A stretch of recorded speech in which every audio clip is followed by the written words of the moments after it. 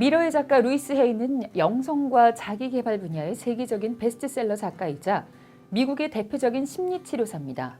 전 세계적으로 5천만 부 이상 판매된 베스트셀러 치유의 작가이기도 합니다. 교사로 활동했고 영성, 자기계발, 양자물리학, 힐링도서와 강의를 전 세계에 보급했습니다. 가난, 성폭행, 이혼, 암투병 등 불우한 삶 속에서 자기 자신을 사랑하는 심리치료법인 미러워크를 실천하며 극복했습니다. 이 책은 2017년 90세의 나이로 작고한 작가의 유작입니다.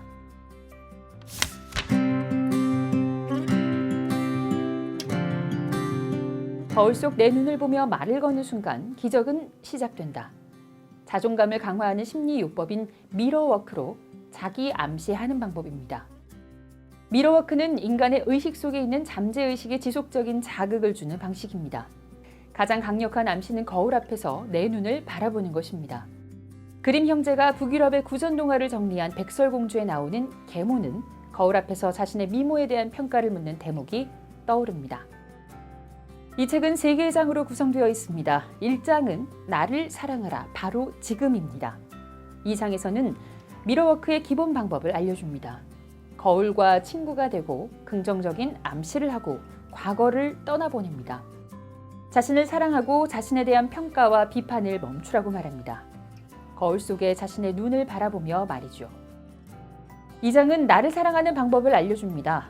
어린 시절로 돌아가 나의 내면에 있는 어린 나를 만나 쓰다듬어 줍니다.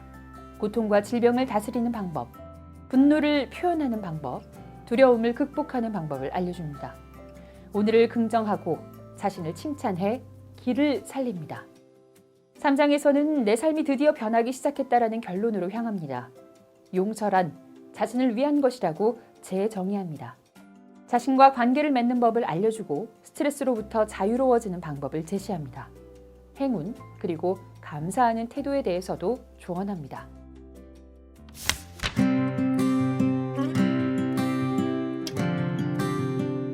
거울 앞에 선 모습은 붓을 든 철학자라 불리는 르네 마그리트의 작품 금쥐된 재현을 떠오르게 합니다. 거울 앞에 앉은 사람은 자신의 뒷모습만 보입니다. 이는 프랑스의 철학자 질 들레즈가 확립한 철학 개념인 시뮬라크르와 연결됩니다. 가상, 거짓 그림, 모의 등의 뜻을 가지고 있는데요. 철학자 플라톤이 이데아를 설명하면서 만든 개념입니다. 자기 암시는 자신을 새로운 가상의 세계로 이끄는 방식일 수 있습니다. 현재의 내가 아닌 새로 구성된 나를 만들어가는 과정입니다. 어차피 인간은 자기가 만들어낸 페르소나를 통해 한편의 연극을 만들어갑니다. 거울 앞에서 새로운 자아를 만들어 자신을 치유하는 것입니다. 나를 사랑한다고 말하세요. 학자들은 인간이 이성애, 동성애, 마지막으로 자애의 3단계로 사랑의 수준이 올라간다고 말합니다.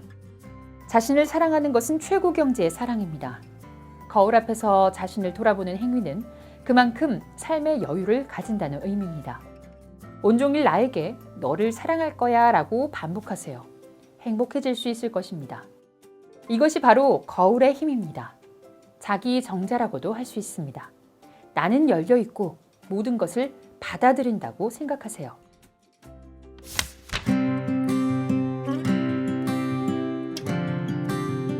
미러워크는 이런 과정을 반복합니다. 또한 여러 가지로 변형할 수 있습니다. 1. 가장 편하게 바라볼 수 있는 거울 앞에 서라. 2. 자신의 눈을 들여다보라. 3. 심호흡을 하고 이렇게 되뇌라. 널 사랑해. 4. 다시 심호흡하고 이렇게 말하라. 널 정말 좋아해. 5. 미러워크를 시작하는 단계에서는 다소 어색할 수 있다. 그래도 계속해야 한다. 6. 짬이 날 때마다 우연히 길가의 거울이나 유리창에 자신의 모습이 비칠 때 그때마다 소리를 내지 않더라도 주문을 외듯 암시를 반복하라. 이것이 미러워크의 기본 방법입니다. 온종일 틈이 날 때마다 자기 암시를 하는 것이 미러워크의 핵심입니다. 자기를 사랑하는 것입니다. 처음엔 어색할 수 있습니다. 거울과 친구가 되어야 합니다. 마음을 툭 털어놓고 말할 수 있는 엄마 같은 존재여야 합니다. 긍정적인 암시의 힘은 분명히 존재합니다. 생각만으로 자신의 운명이 바뀔 수도 있습니다. 해야 한다를 할 수 있어로 바꾸어야 합니다.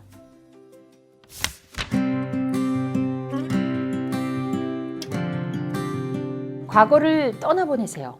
내적 치유에서 가장 중요한 것이 과거의 상처를 잊는 것입니다. 이를 불가해서는 번뇌와 집착에서 벗어나는 것이라고 말합니다. 레테라는 강이 있습니다. 망각의 강입니다. 그리스 신화에도 플라톤의 국가에도 나오는 강입니다. 인간이 레테를 건너기 때문에 전생을 기억하지 못합니다. 이를 내세에 견주어 보면 아픔을 잊을 수 있기에 미치지 않고 살 수 있습니다. 인간이 아픔을 모두 기억한다고 가정해 보세요. 누구도 정신병에서 벗어날 수 없습니다. 인간은 후회하는 존재입니다. 후회를 떨쳐버려야 긍정의 강으로 이끌 수 있습니다.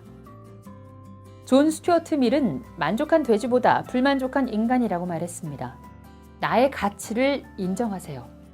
자존감을 키우는 암시는 여러 가지가 있습니다. 자신에 대한 평가와 비판을 멈추어야 합니다. 나 자신을 불쌍하게 만드는 잘못된 습관부터 고쳐야 합니다. 항상 자신에게는 냉정한 평가를 하는 사람이 있습니다. 가혹한 자기 채찍은 오히려 자신을 망칠 수 있습니다. 거울 속 당신의 눈을 바라보세요. 눈은 마음의 창이라고 합니다. 미러워크가 진행되며 당신은 서서히 변하기 시작할 것입니다. 과거로 돌아가 어린 나와 마주하세요. 특히 어린 시절 트라우마로 고통받는 이들에게 미러워크는 가장 효과적입니다. 상처받은 나를 꼭 껴안으며 나를 사랑하세요. 수용하는 것입니다. 고통과 질병을 다스리세요. 고통은 신체적인 고통만 의미하지 않습니다. 내면의 정신적 고통이 더욱 우리를 괴롭힐 수 있습니다. 그래서 불과에서는 고성제라고 합니다. 현실 자체가 고통이라는 의미죠. 무상한 세상에 대한 헛된 집착의 결과입니다.